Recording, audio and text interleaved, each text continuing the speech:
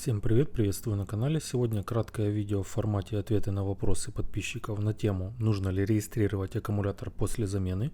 Регистрацию аккумуляторной батареи после замены необходимо делать начиная с 7 серии BMW E65 кузов, X серии BMW начиная с E70 кузова. На всех последующих BMW необходимо выполнять эту сервисную функцию. Многие модели E серии, вся F серия и G серия BMW. Регистрацию необходимо делать на всех автомобилях, где есть датчик IBS, датчик интеллектуальной зарядки аккумуляторной батареи. Если мы говорим про BMW более старые, E46, E39, E38, E53 кузов. В этих автомобилях не нужно выполнять сервисную функцию регистрации аккумулятора после замены. Еще один часто задаваемый вопрос: зачем нужно прописывать аккумулятор после замены? Первый вариант: когда вы хотите заменить тип аккумулятора и емкость. Допустим, у вас стоял обычный кислотный аккумулятор, вы решили установить АГМ, или наоборот, был установлен АГМ и вы решили установить кислотный аккумулятор. Вариант второй: вы решили заменить емкость аккумулятора. Допустим, у вас стоял аккумулятор на 95 ампер-часов,